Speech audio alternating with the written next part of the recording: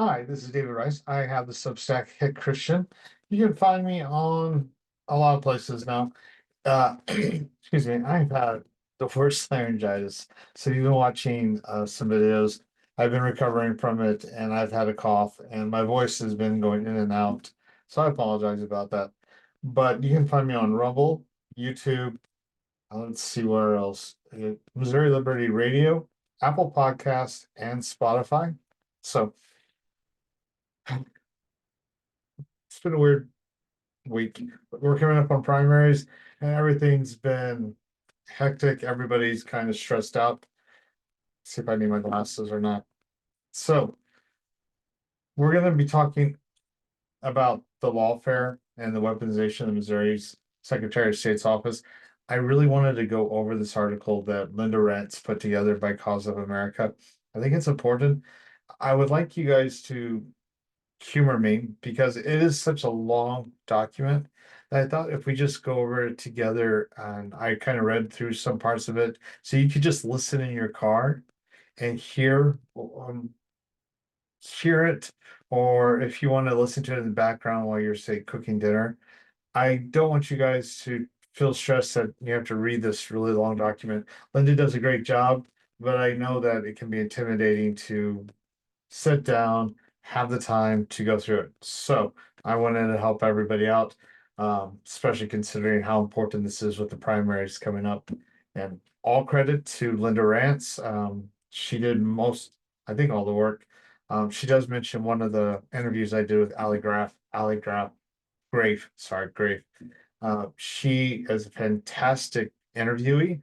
She gave me so much information. She gave the audience so much information. She was so articulate. I really enjoyed interviewing her. Hope to have another conversation with her anytime she wants to do that. And so we'll go through that. I did go to a Bill Eigel event this morning. First time I've really been to events. I don't know if you guys know this about me, but I had seizures for a really long time, had my license pulled because of it. And so I only recently recovered from seizures um, in the past November 2nd. And it takes the Missouri law says you have to uh, go seizure free for about 6 months. And it, I had to wait on the doctor's appointments and stuff. So I went about 7 months. And I only had my license since June. So I haven't been going to events really, and only if someone drives me.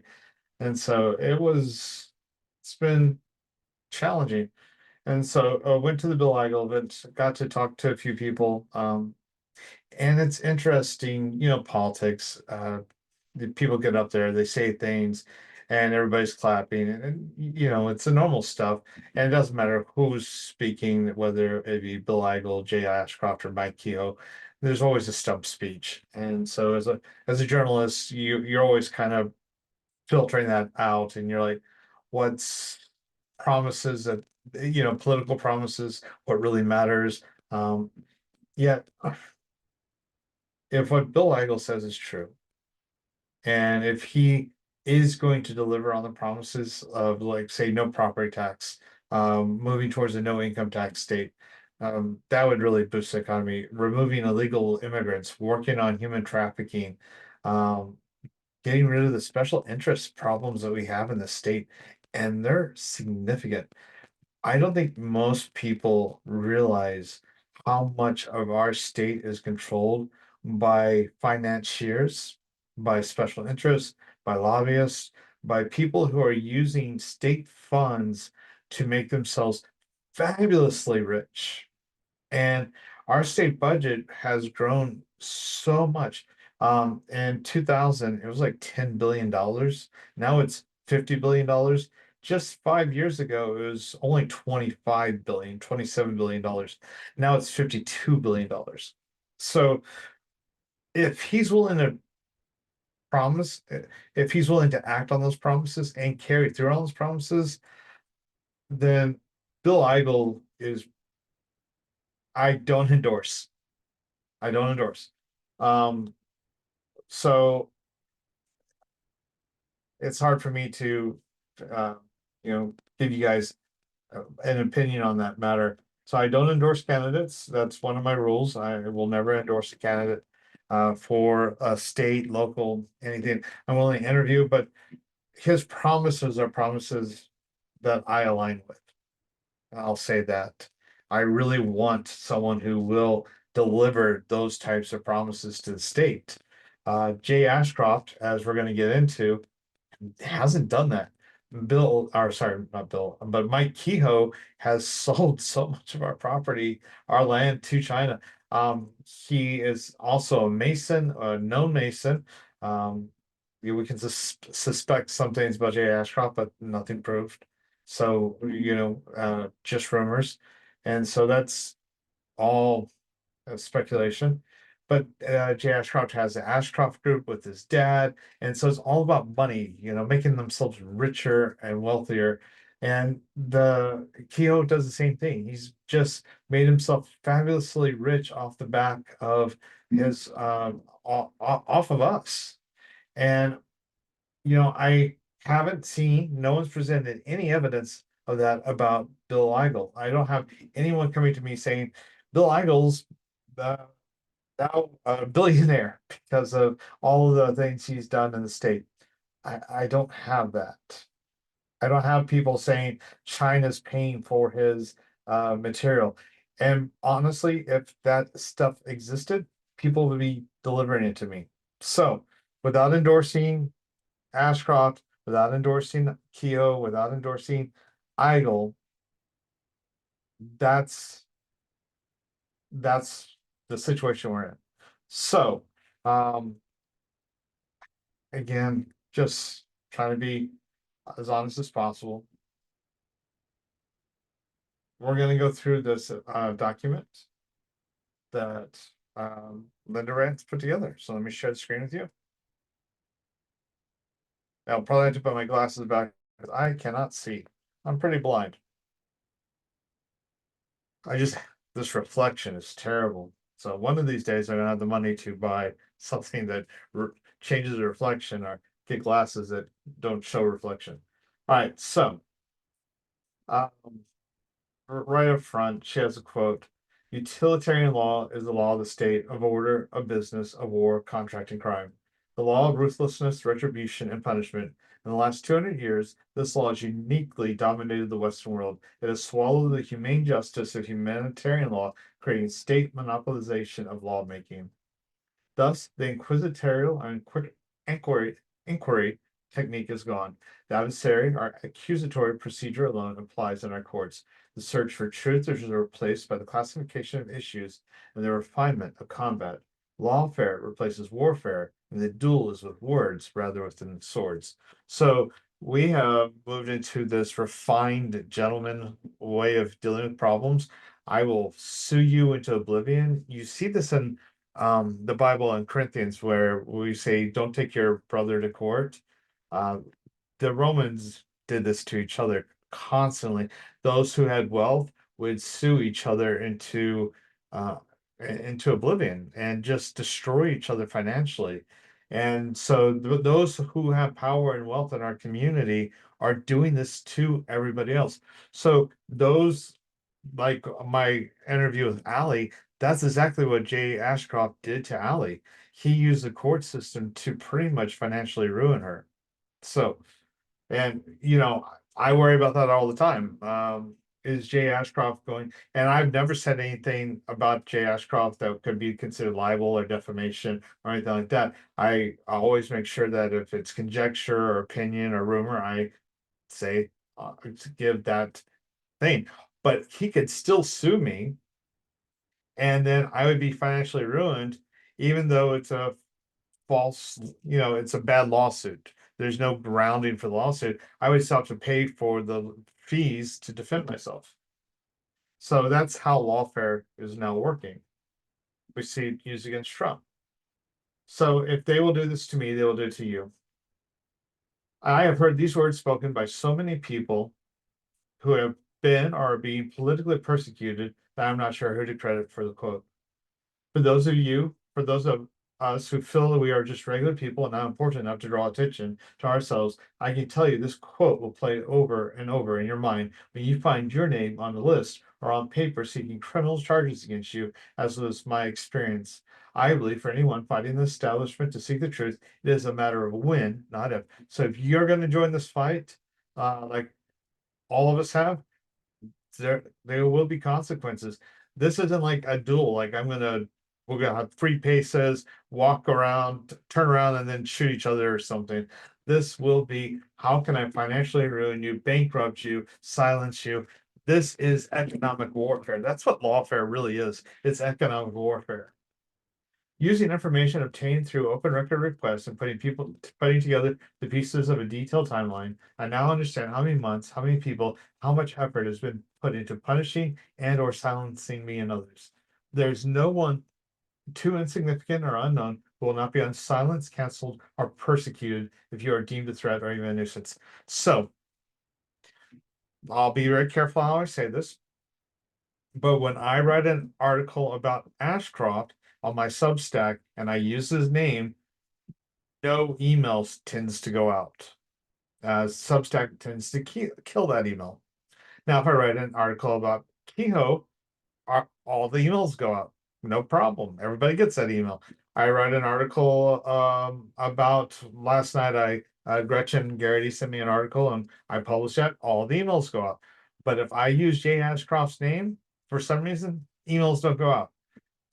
Right after the incident with the delegates being reestablished after the July 4th week, for that entire week, none of my emails went out the following week. And so it seems that whenever I bump up against the establishment or Jay Ashcroft, nothing goes out. And I don't know why that happens. I do know that Jay Ashcroft's father, John Ashcroft, helped write the Patriot Act, which is connected to the deep state. The deep state has those deep FBI connections, and the FBI and the DHS have been used to silence people on Twitter, have been used to silence people on Substack, have been used to silence people, and I say Twitter, I apologize, used to silence people on Facebook, all kinds of social media accounts. And so what's happening there? I'm just a small journalist. I'm not a big voice. And yet I notice that I'm being punished. So now when I write articles about Jay Ashcroft, I say he who shall not be named and things like that because it blocks whatever artificial intelligence that's being used to silence me. So, is the Missouri Secretary of State's office being weaponized to use lawfare against citizen activists? This document will present three scenarios which I believe illustrate the weaponization of the Missouri Secretary of State's office using lawfare. The first scenario is the longest because it is my story and the one for which I have the most evidence. I believe the second and third scenarios are also examples of lawfare. The women at the center of these two scenarios have far more information to share about the cases, so I'm providing a brief synopsis of each. So all three of the examples she's giving are women. Why is Jay Ashcroft or the Missouri SOS's office going after women? Why are they trying to silence women? The three scenarios are not hypothetical. They're actual and validated by the evidence. That evidence is attached to this document in appendix begins on page 18. As cross-reference to each statement or allegation made herein. This report is compiled on July 31st, 2024. And currently, Jay Ashcroft is the Missouri SOS. All right, so let's go through the first scenario. If the Missouri Secretary of State seeks criminal prosecution of a citizen activist previously stated in writing to the SOS that she received a letter from them to her contain a thinly veiled threat, and if the grounds the SOS is using for criminal charges is based on election complaints from two members of an opposing political party, and if the total evidence collected by the SOS is deficient and or false, could this be the weaponization of the Secretary of State's office? What if the charges sought against a citizen activist are the same as a 2022 complaint against a different person? And she's giving, you can see the footnotes. And the Secretary of State determined these similar charges in 2022 were not an election offense. So this scenario begins on page 3. Second scenario, if the Missouri Secretary of State coordinated with county officials to file a lawsuit against citizens who exercise their rights for open record requests, could this be lawfare by the Secretary of State and other elected officials against citizens? And this scenario synopsis begins on page 16. Third scenario, if a citizen activist has the courage to research and collect proof of election violations, to carry the burden of taking the fight to the courts, to sacrifice time and treasure for the sake of securing elections, only to learn that the primary gatekeeper blocking this case from getting to court is a chief election officer for the state, could this be lawfare by the Secretary of State? And that is Ali Grafe's interview. And so that's on page 17. And again, Ali Grafe, great interview. Really enjoyed interviewing her. So, first scenario, Linda Rantz. I also interviewed Linda Rantz. We talked about election fraud and the voting machines.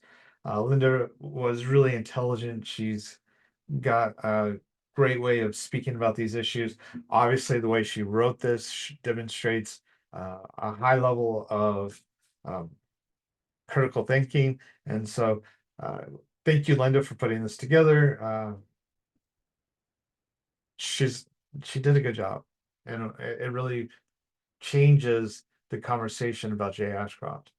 All right, I'm Linda Rantz, a citizen activist focused on election security, returning elections to hand-counted paper ballots. The first scenario is related to me, so it is the one of which I have the most knowledge and can provide the most details. Near the end of 2022, I spent time reading the Missouri statutes and developed a process for hand counting ballots based on Missouri laws. For the April 4th, 2023 municipal election, I volunteered to assist the county clerk in Osage County, Missouri, with training and preparations for a hand count election. We were successful in training all the people needed to hand count the election. The result of my involvement, however, was an effort by the Missouri Secretary of State to have criminal charges filed against me. Why seek criminal charges if there was not a single claim made that the hand-counted results of the election were wrong? Because the elections world wanted humans taken out of the ballot counting process. You have to ask, why do they want humans taken out? Why do they want machines? And it's not because machines are disinterested in the political process. Machines are controlled, easily controlled by people in power. My belief is the plan is to do whatever it takes to discredit hand counting ballots. And I showed with the research that is a tiny margin of error for human counting. And for machine counting, it's a large margin of error. All right. And with human counting, you can always go back and fix the margin of error.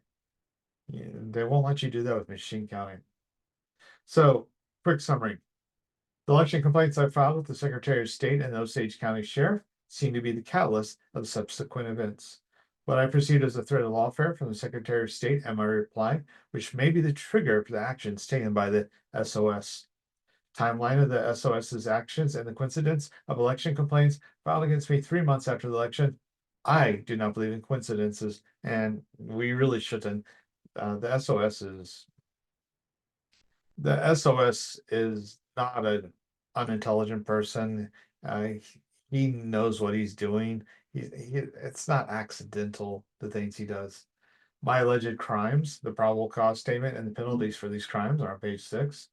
An attempt at due diligence by the Secretary of State's office after 127 days. How much evidence did they muster? On page 7. The parent smoking gun on page 8. What the Secretary of State missed or omitted, facts, false statements, omissions, lack of due diligence. The SOS is just trying to bury her in lawfare. He doesn't care if his case is valid or not. He just cares if he can shut her up. Was there any due diligence concerning the accusers? Any possibility of political or personal motivations? Any personal connections with the Secretary of State staff? So it's not just Jay Ashcroft. There's an entire bureaucracy underneath him.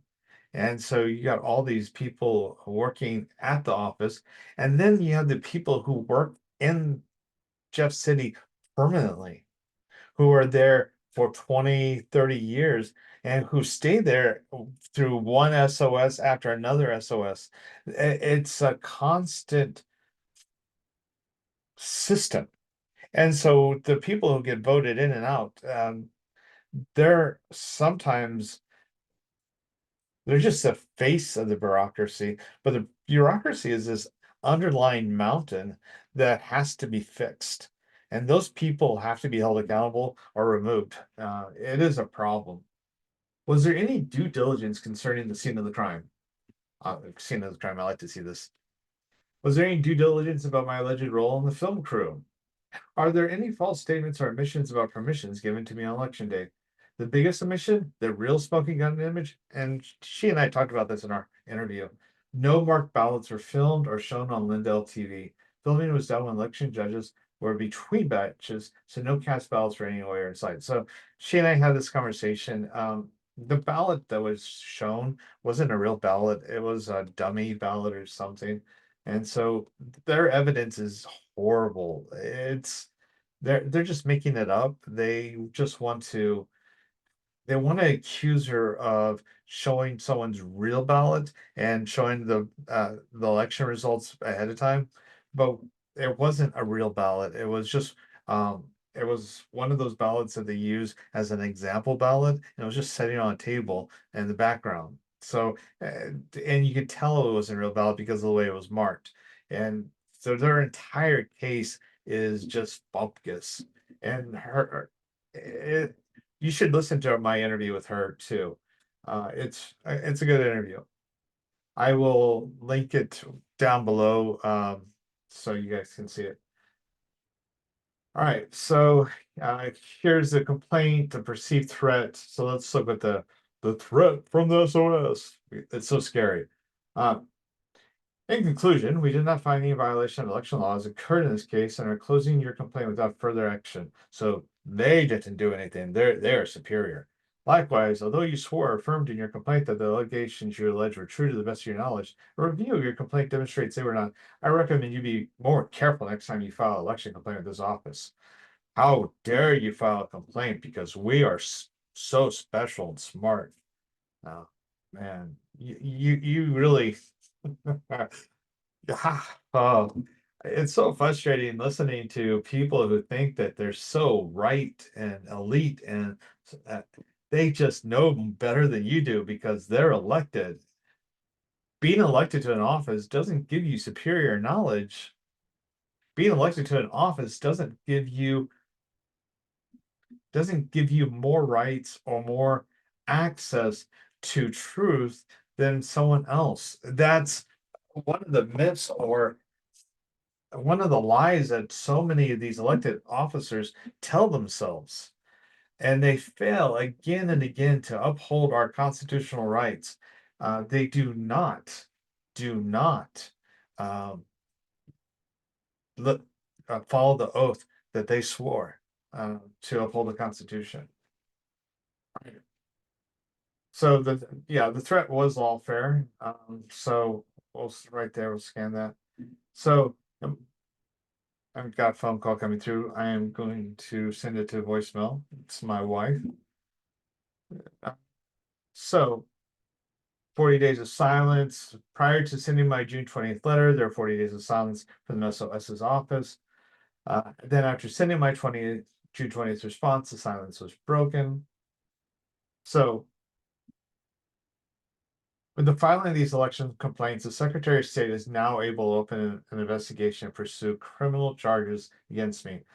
So all words matter. So I find it interesting both Hunt and Lindhart state that they reviewed or watched with a video, not that they came across or found the video. Like how a person would tell a friend, I found a video you should watch, compared to I watched the video you sent me. How were Hunt and Lindhart made aware of the Lindell TV video? Who sent them the link? And why does this come up 3 months after the election, but 9 days after my June 20th letter?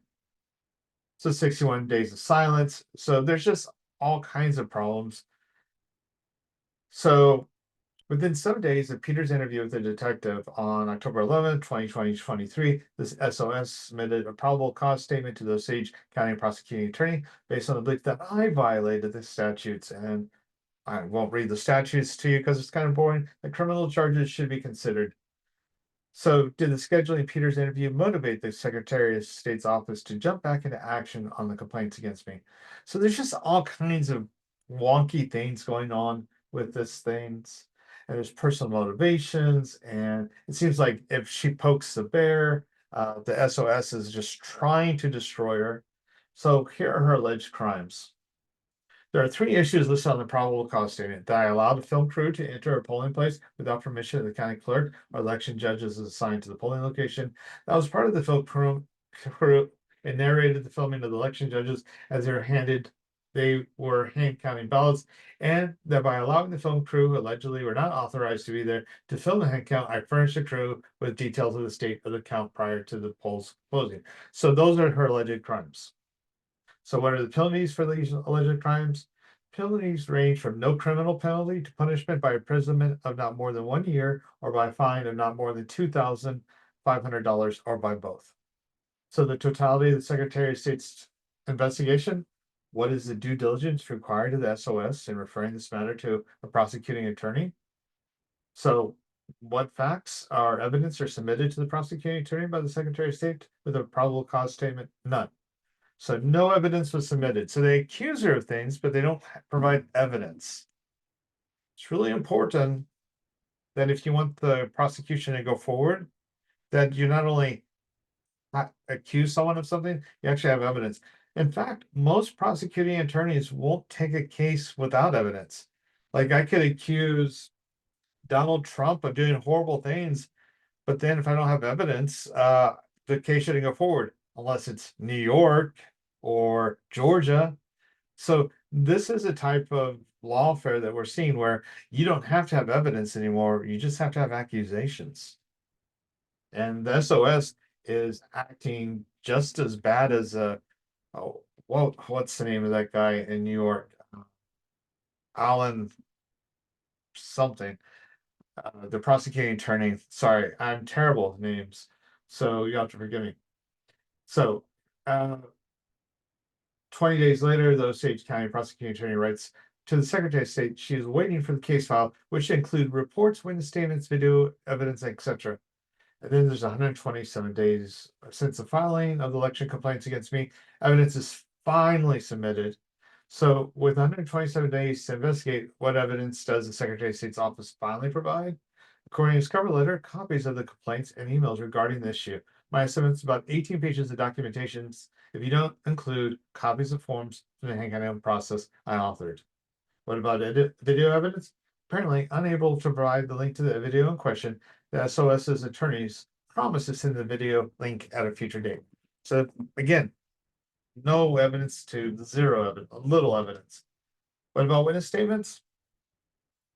During my investigation, I also contacted the Republican and Democratic poll judge assigned to the Lynn Methodist Church on April 4th, 2023. While neither observed Ms. Rantz filming at the location, both indicated to me that they did not give Ms. Rantz permission to film inside the polling location, which is required by statute. So they didn't observe her doing it, but they didn't give her permission. So that's not evidence of her doing it. The Secretary of State attorney includes anecdotal details in his cover letter about his conversations. And yeah, so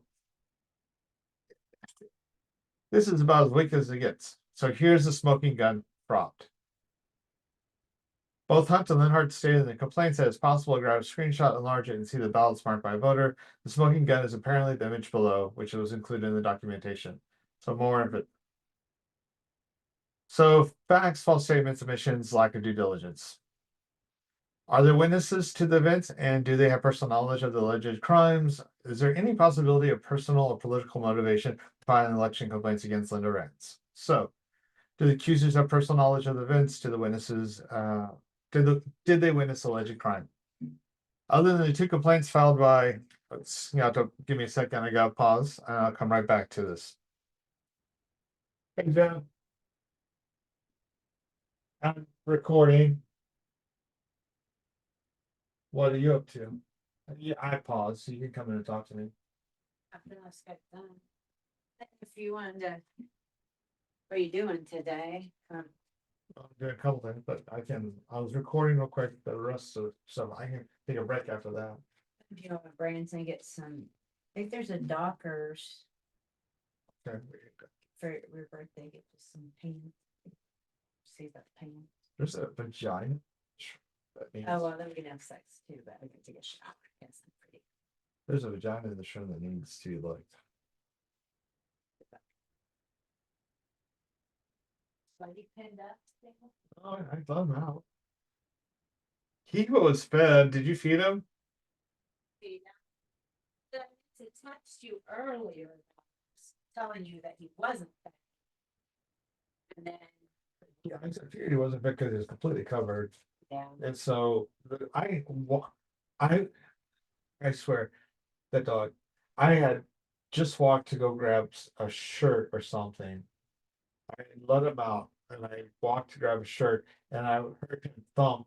He had knocked over a cup. Yeah. It took like 5 seconds. I know, every morning, David, every morning. I go in I do there that. and I smack him and he goes hides in this crate. As soon as I bring him back in or whatever, I can't even walk out of the room before he's already found some cup and knocked it over. Oh, Yeah, I like every morning. all right, I'm gonna go back to finish recording. Okay, a very informal morning. So I'm gonna finish recording this. So other than the two complaints filed by the accusers, there's never been a claim that the election results were disclosed by anyone prior to the closing of the polls on April 4th. Hunt and Linhart state that their complaints were based on watching or viewing the video.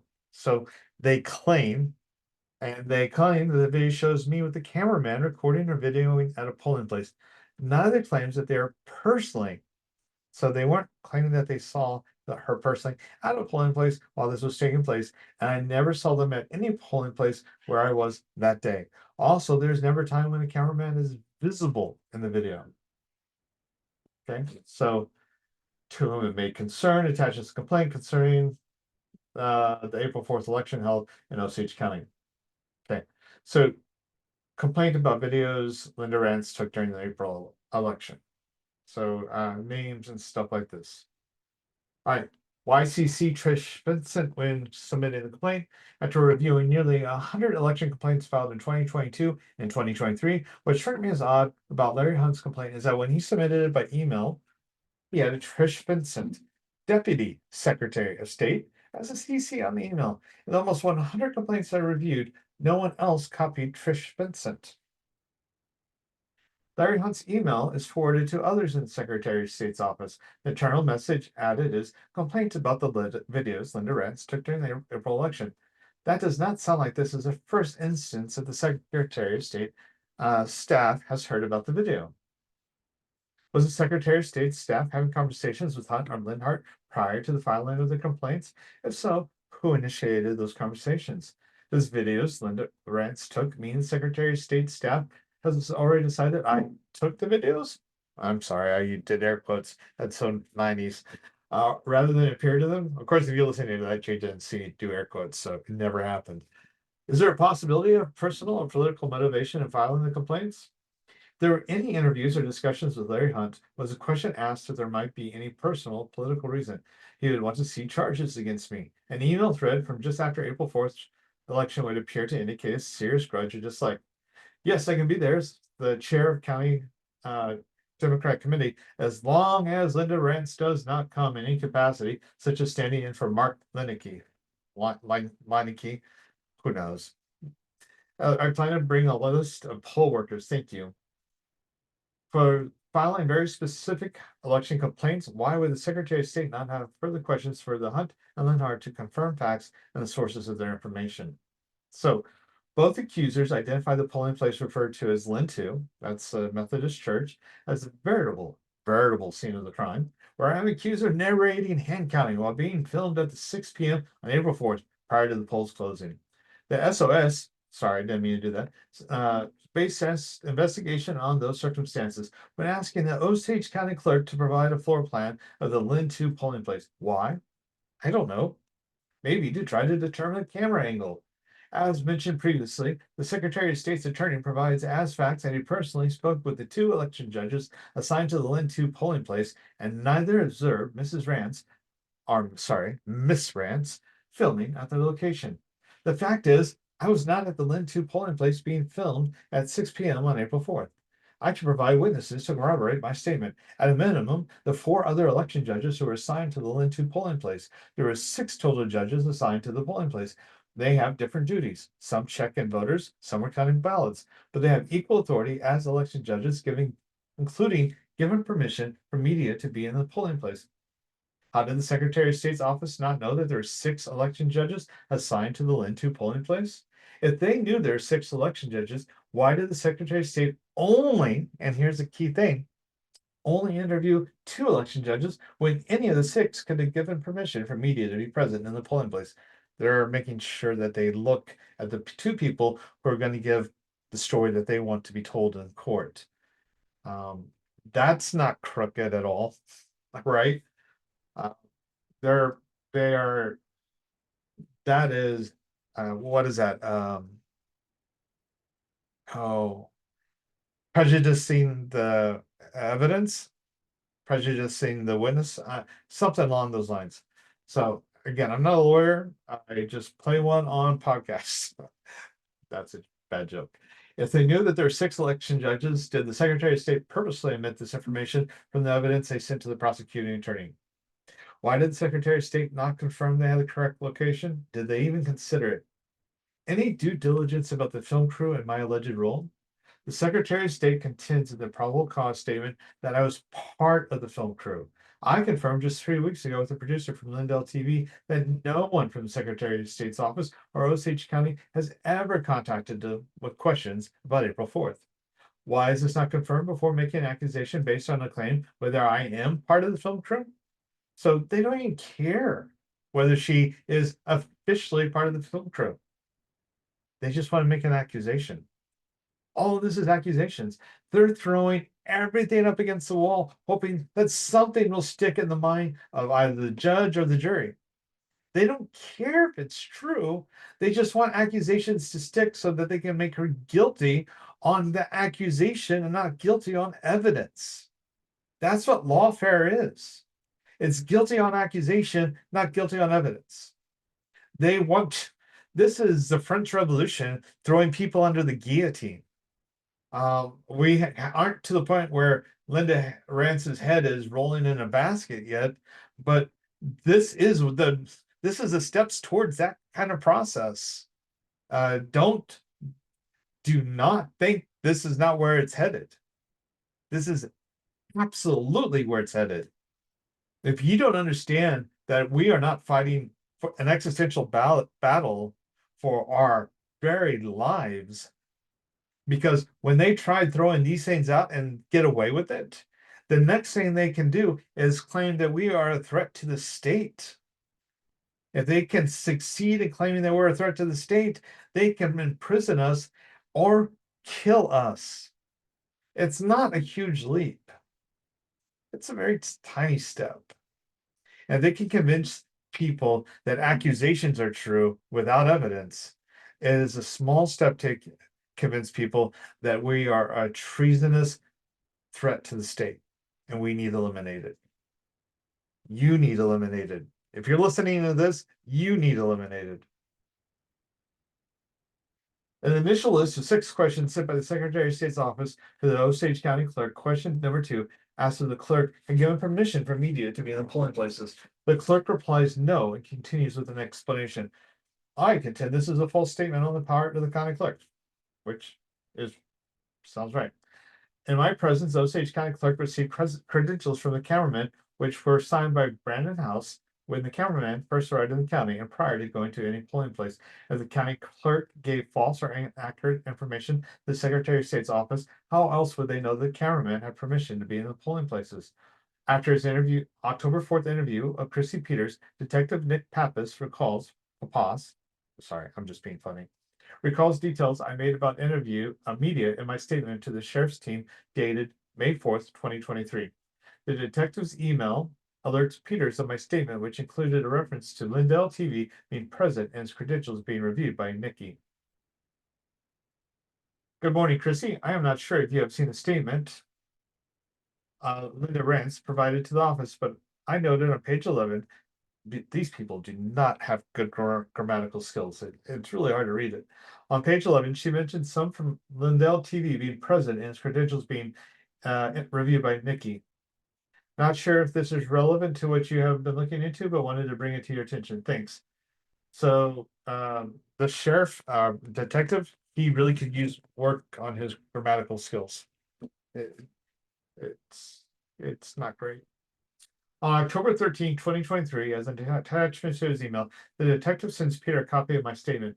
By my details about media from page 11 of my statement submitted to the sheriff on May 4th, 2023, matches the comments I just wrote a few paragraphs above. All right, so media, Lindell TV. I heard from one of the county judges.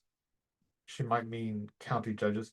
Cannot remember which location. That photographer for the UD, I don't know what UD means, had stopped by and taken a couple of pictures. Other than that, the only media that I was aware of that was sending a cameraman and or reporter was the Dell TV. When the cameraman arrived, I went with him to the clerk's office. Camerick reviewed his credentials letter and said he was approved to go to the polling places. She declined to be interviewed or videotaped. Upon receiving Detective Pappas' information about my statement on media from May 4th, did Chrissy Peters, anyone in the SOS's office, pull up on the information? Recall that the SOS did not send their case file or evidence to the prosecuting attorney until November 7th, almost a month after the detective sent his email with my statement to Peters. Why did the SOS fail to send the prosecuting attorney my statement to the sheriff's department or the detective's email with other documentation related to the complaints to me? This kind of exonerates her. This email, this fact that the cameraman had permission to be at the polling places. The biggest omissions is the smoking gun. So on image 8 on the right, which I referred to as the smoking gun, is supposed to show how the video, which was broadcast on Lindell TV, could be enlarged to show votes marked on the ballot. Larger version is shown on, we looked at it earlier. The illustration is not a full screenshot. It is cropped to show only the judge's hand and the paper being held. So can you guys tell who got voted for on this? Yeah, I'm looking at it and I think it looks like gibberish to me, but on the next page is a full screenshot from the Lindell TV image. This image is in color and it's not cropped. It shows a county team of election judges that were filmed at the polling place during the election on April 4th, 2023. The accusers, Hunter and Linhart, based their complaints on an image which is cropped from the screenshot showing only the hands holding paper which they allege to be marked ballots. Enlarging and cropping makes the image submitted by Hunt and Linhart very blurry and difficult to see, and the uncropped color version below is clear and easier to see the elements of the image. So here you go. I don't even know what they're looking at. Oh, right here. So this is the image right here. I still couldn't tell you what they're looking at. All right, on the right is an image of a sample ballot for the April 4th, 2024 municipal election in Osage County. So this is what a sample ballot looks like. Up here. Okay. Compare the sample ballot image 10 to the paper being held by the election judge in image 9 above. Anything blatantly obvious? There's no dashed border around the edges of the paper in image 9 being held by the election judge. Why? Because the paper being held in image 9 is not an actual ballot. What is being held is a blank sheet of white paper with an overlay placed on top. An overlay is a piece of an overhead projector film and printed with the candidate ID so judges could quickly count ballots. So this is just an overlay. And we talked about this in our my interview with Linda. So it's not an actual ballot. It doesn't have the official markings that it should have. These are the official markings that if it went through a machine, the machine would be able to read it. Without these markings, it's just paper. The machine would spit it out. Also notice in image 9 on the previous page, selection judge with her back to the camera wearing a lavender top and tally sheet in front of her. She's holding a purple marker. Any markings on the tally sheet would be purple dots. And the larger image, you'll see the tally sheet is blank. Why? Because filming was done when the judges were between batches. There were no voter marked ballots counted or uncounted on the table or in view of the camera. As the Secretary of State had interviewed any one of the 44 judges who had counted hand counted the Osage election, they would have quickly learned what overlays are. The Secretary of State is not giving all the information. Either he doesn't know what the information is, or he's purposely hiding it.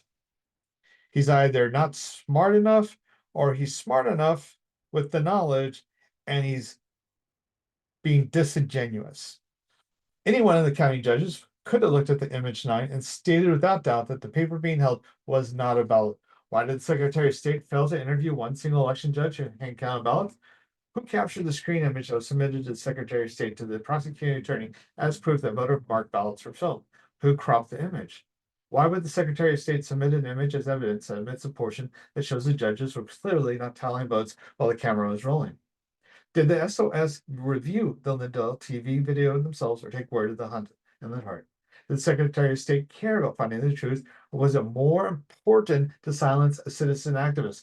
And the answer is ding, ding, ding, ding. They wanted to silence Linda. That's all that mattered. They needed Linda to shut up, go away, be financially ruined, and possibly if they could have got a judge or prosecuting attorney to take the case and go forward with it, put her in prison for up to a year and fine her. They would have been happy to have thrown the entire book at her. And what if the law was changed that because of what she did, that she violated election integrity, and it was so severe, and the federal government got involved? Because we know the federal government has gotten involved on issues like this. Remember the guy who put out a meme, go text for go text your vote in for Hillary? And then he went to jail for it. I think it was 5 years. The federal government could get involved on issues like this, shut people up. We have people who are using the law uh, without evidence, with only accusations, and using the accusations to destroy the lives of people, to economically destroy the lives of people. And I think eventually their goal will be to physically destroy the lives of people, as we see that they have been trying to do with Donald Trump.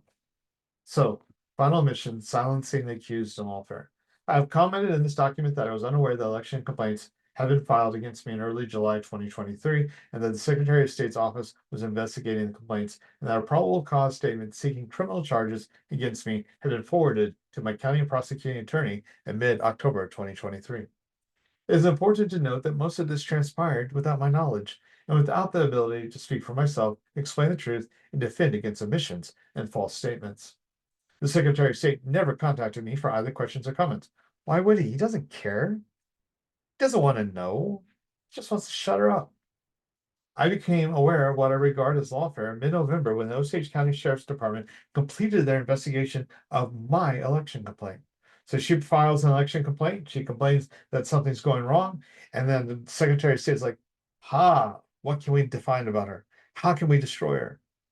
While the Secretary of State brushed off my complaint in 8 days, the sheriff's investigation worked on it for 7 months and found violations of statutes, but could only classify the violations as administrative, not criminal.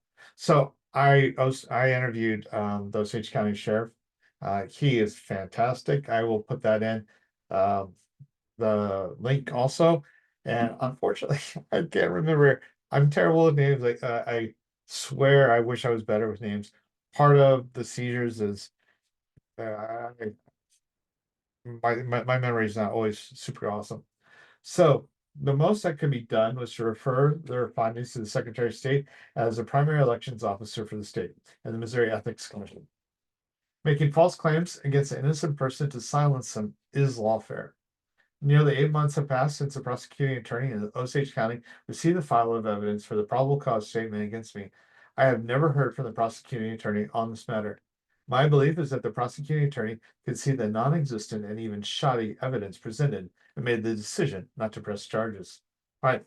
So first scenario, Linda Rantz, she was it was a great interview when I spoke with her. I like to interview her again. I have a question out to her. I'm hoping we can talk before the general election.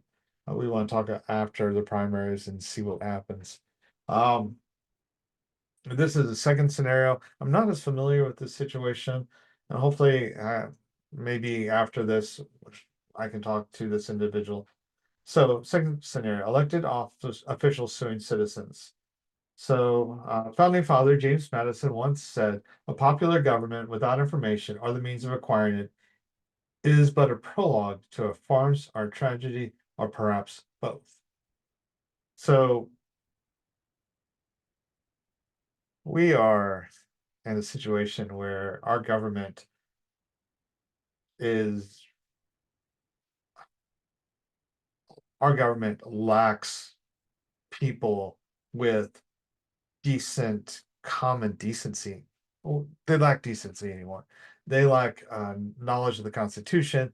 They lack they lack a Christian ethic and moral center. And without that moral center, without that commitment to a relationship with Christ that changes you, that grows you, that improves the character of who you are, so many of the people in our government just care about power, and anyone who threatens that power, they have to seek destruction of those individuals. I just recently wrote a satire, political satire, about a politician who goes to hell. And the when he gets to hell, it's just this whirlwind. And the whirlwind rips away his flesh, leaving nothing but bones and nerves. And the devil Ashit comes and collects his bones, and all that's left of him through the narcissism of his life is just nerves that are constantly afflicted in this whirlwind of this maelstrom of pain and misery. And the nerves are a reflection of the narcissism.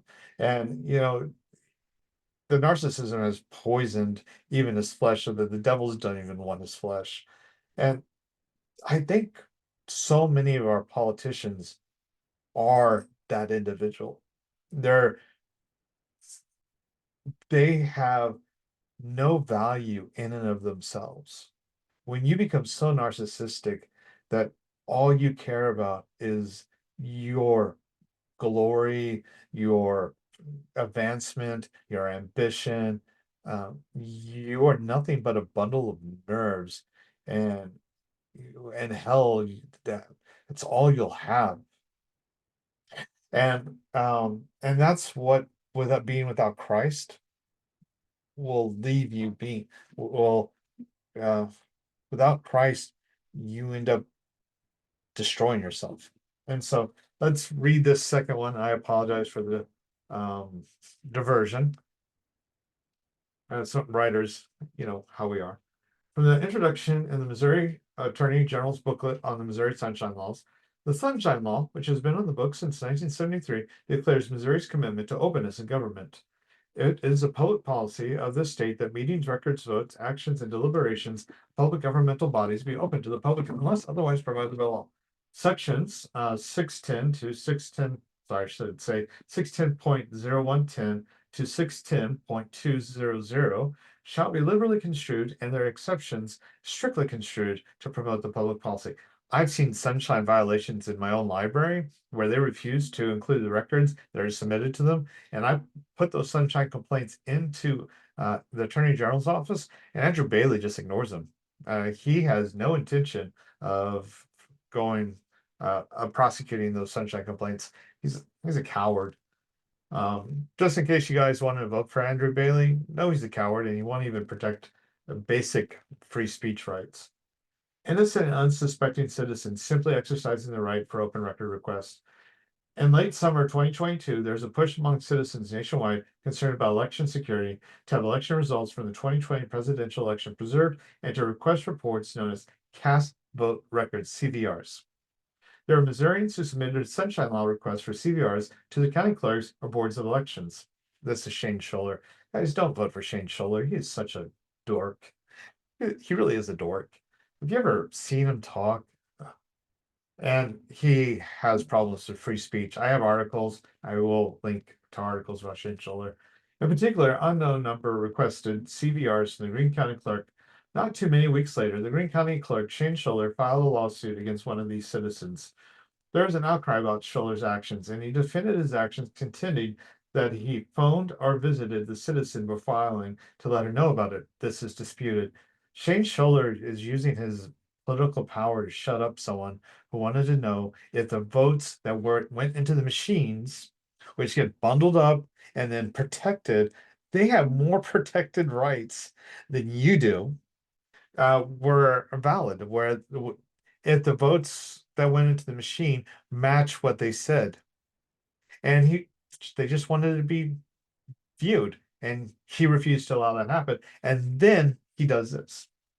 Because of the Sunshine Law request, it was revealed that the Missouri SOS was involved in not only the Greene County lawsuit against a citizen, but Camden County was apparently also planning to sue one of their citizens. An email for them. And the crazy thing is, Shane Schuller says, I'm doing this to protect the citizen. The Greene County attorney Austin Fax to the SOS's attorney, Ye, Ye, Ye, Yehu. I always want to say Jesus, but it's oh, Yehu. Nope, not Yehu. Yahoo. Let's call him Yahoo, because for some reason I can't get the name right today.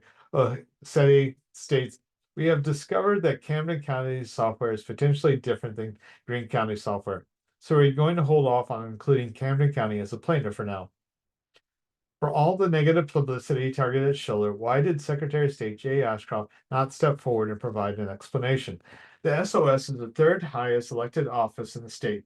Filing lawsuits in multiple counties against citizens is the only way Ashcroft knows how to solve the issue of citizens requesting election materials through sunshine requests. Filing lawsuits against citizens to manipulate laws is lawfare.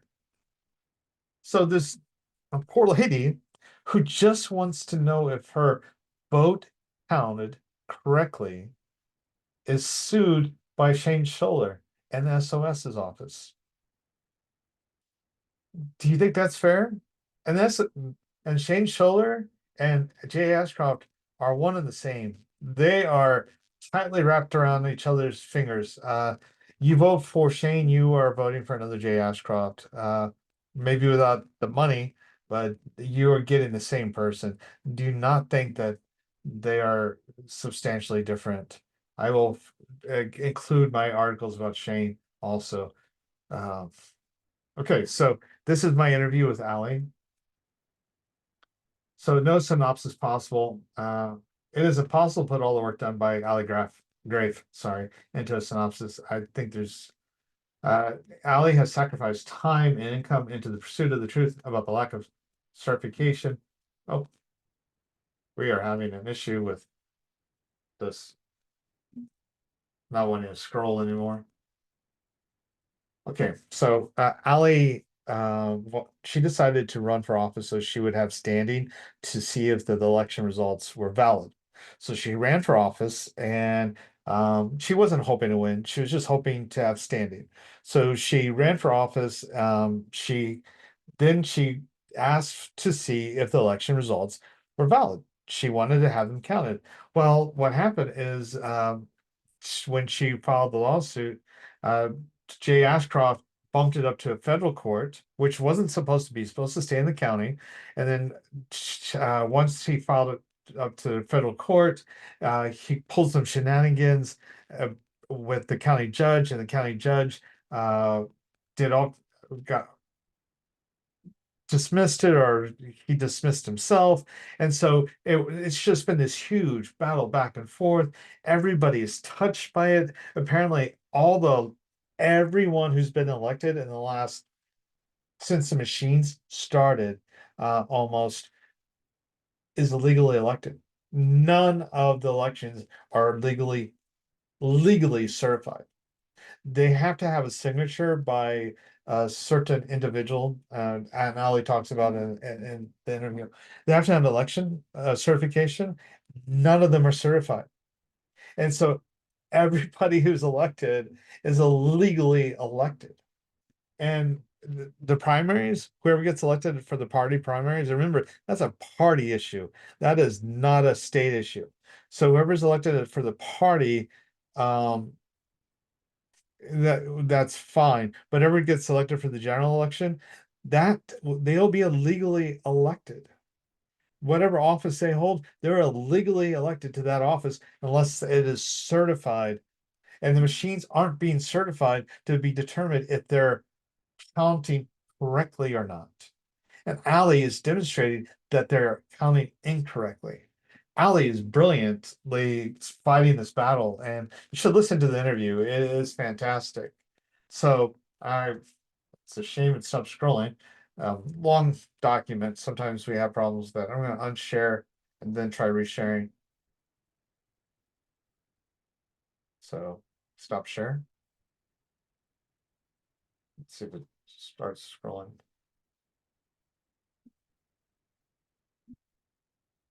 It's being funny. So, no, it's not. It's just gonna, it froze on us. So I'll stop the, I'll stop the recording and we'll get back to it. When you look at Jay Ashcroft and you want to vote for him and you want to think, Jay Ashcroft's a great guy. He's a Christian. He's committed to God and he has all these wonderful qualities. I need you to consider that he is fighting against your right to vote. Not only is he fighting against your right to vote, he's illegally, let me rephrase that. He is using the law to accuse people without evidence. And he's hoping that the accusations stick. He doesn't care if there is evidence. He only cares about the accusations. And he's trying to ruin the lives of individuals. Linda Rantz, the individual in Greene County, we don't have to name her, and Allie. And he, I don't think these are the only individuals that have had problems with that, Jay Ashcroft. I need you to understand that he is acting just like that Alan. Let's see if I can get Safari to, wow, Safari decided to completely crash. So let's see if I can close Safari without my glasses. I'm squinting. So he's working just like that Alan Brandt, whatever his name, Alan Brandt. Let's see, prosecuting attorney. It's gonna bother me until I know of Trump in New York City. Okay, so Alvin Bragg. There we go. So yeah, so he's acting just like Alvin Bragg did against Trump. It doesn't matter if there's a real crime. All that matters is if I can make up a crime to punish people. Now, this censorship, this canceling, this lawfare, we're seeing it not just with me, but I people I follow on X, Kristen Halftrack, Gail Griswold, Gretchen Garrity, and several other people. We tried sharing this document um, when it came out, and it was shut down. The the deep state shut this thing down. They did not want it out. And so I might have this shut down. And so when I put this out and I put all the words out, I'm going to be he who shall not be named. And so we'll work from there. I appreciate it. I appreciate everybody who's in my audience who follows me. And I know that it's hard for you guys to always keep up with all the work I do and all the writing I do. I do too much, and I understand that. I have a really cool interview coming out Tuesday. I hope that you guys will tune in for that. It's a surprise. I'm really excited to share it with you. Um, I've been trying to get this interview for a long time, and I finally got it. I'm really excited. So, Tuesday, 8 a.m., a really fantastic interview is coming out. Be ready for it. All right, bye.